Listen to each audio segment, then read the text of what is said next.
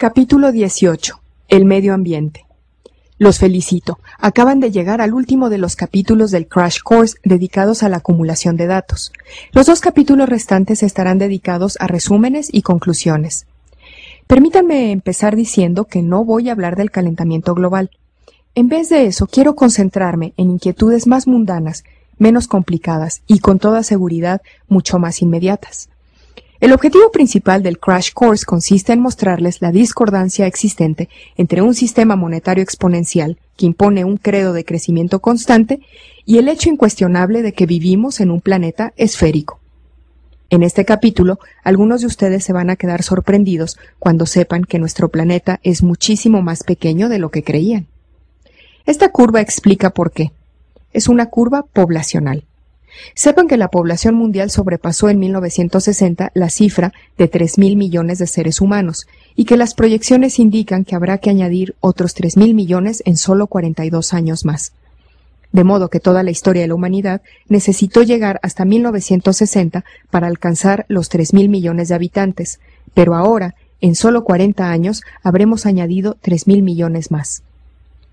¿Recuerdan el ejemplo que les di en el capítulo 4, el del estadio de béisbol Fenway Park, en el cual se necesitaban 44 minutos para llenar de agua el 3% de su volumen, pero solo 5 minutos más para llenar el 97% restante? Esa es la dinámica de este juego.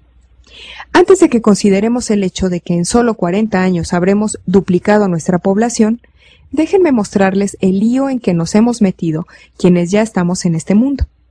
Este año habrá 70 millones más de seres humanos que el año pasado sobre la superficie del planeta.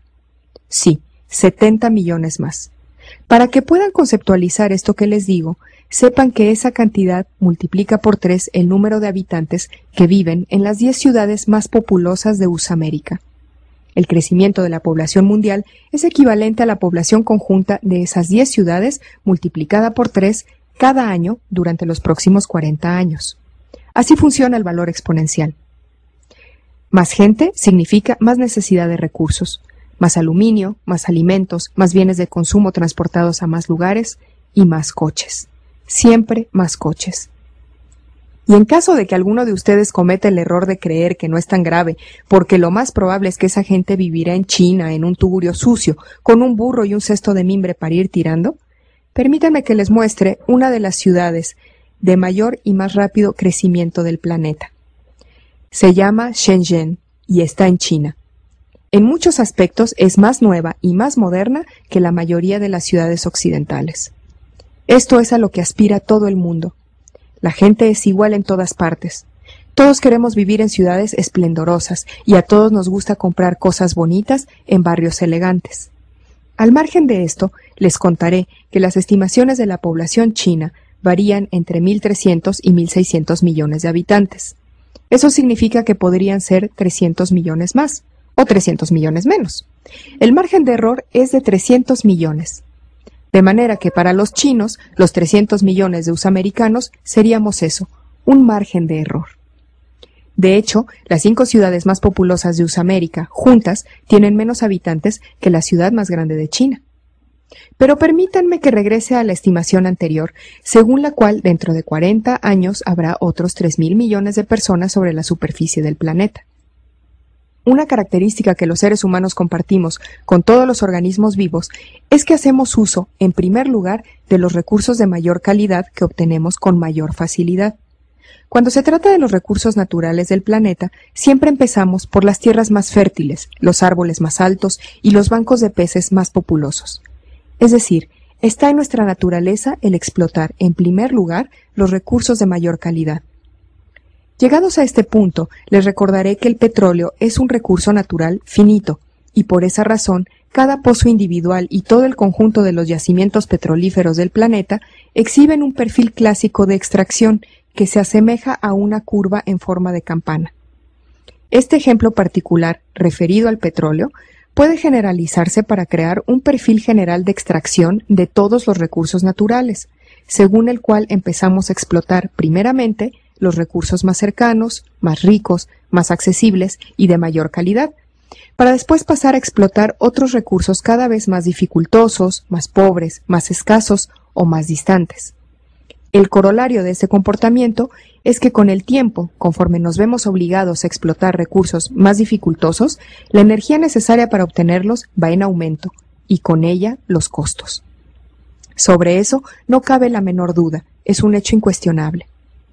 Veamos un ejemplo. Los primeros europeos que llegaron a este país se encontraron con cosas realmente espectaculares que estaban a la vista de todos, como puede ser esta enorme pepita de cobre. Pronto, todas aquellas enormidades desaparecieron y entonces hubo que centrarse en pepitas de menor tamaño, que por supuesto no tardaron en desaparecer también. Lo siguiente fue explotar las menas de mayor concentración. Para quienes no lo sepan, una mena es un mineral extraído por minería de un yacimiento, del cual se puede obtener un metal mediante un proceso metalúrgico. ¿Y qué hacemos en la actualidad?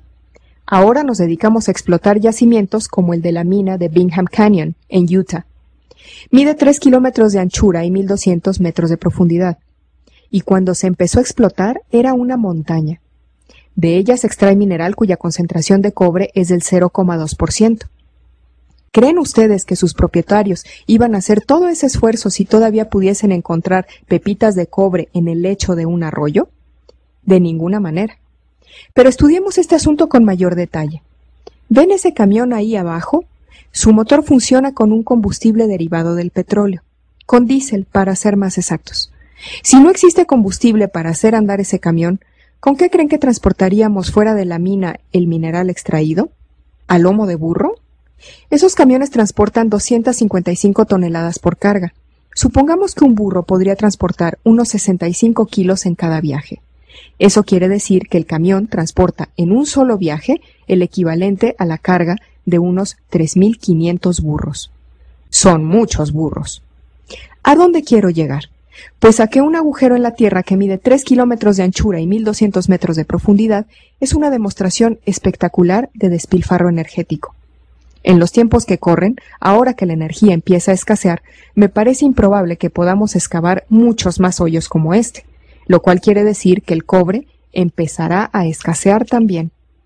Y aquí es donde esta historia se vuelve interesante de verdad. La cantidad de energía y de dinero que se necesitan para extraer cualquier mineral o metal está en función del grado de la mena. El grado de una mena es el porcentaje de la sustancia deseada que se encuentra en su interior. Por ejemplo, una mena de cobre con un grado del 10% contiene 10% de cobre y 90% de cualquier otra sustancia. Esa otra sustancia que se desecha se denomina ganga. Si calculamos cuánta ganga tenemos que extraer de la mena y luego desechar para obtener el metal puro deseado, podremos representar gráficamente la operación de esta manera. ¿Les resulta familiar? Debería, porque se trata de un gráfico exponencial. Este gráfico nos dice que si tuviésemos una mena con un grado de cobre del 2%, véase la abscisa, necesitaríamos extraer 500 kilogramos de mena, véase la ordenada, para obtener 1 kilogramo de cobre. Sepan que si en este gráfico he utilizado el grado del 0,2%, se debe a que es exactamente el mismo de la mina de cobre de Bingham Canyon. Un porcentaje tan bajo explica por qué el agujero es tan descomunal. Y también nos explica que, sin la ayuda de esos camiones gigantescos, probablemente no podríamos extraer minerales de un grado tan bajo, lo cual quiere decir que hemos llegado al extremo de la derecha de esta curva en forma de campana, tanto en lo que respecta a la energía como al costo. Pero, ¿acaso nos dedicamos a explotar yacimientos tan poco productivos como el de Bingham Canyon porque nos gusta el desafío que representan las menas de bajo grado? No, lo hacemos porque ya hemos acabado con todas las menas de alto grado, habidas y por haber, y ahora tenemos que conformarnos con estas. Lo hacemos porque no tenemos otra opción, y lo hacemos porque en solo 200 años hemos acabado con todas las menas de alto grado. Veamos otro ejemplo, esta vez relacionado con el carbón. La producción de carbón, calculada en toneladas extraídas, ha venido creciendo sin descanso al ritmo del 2% anual desde los años 40. Este tipo de crecimiento, estable, continuo y exponencial, es exactamente lo que exigen nuestra economía y nuestra sociedad.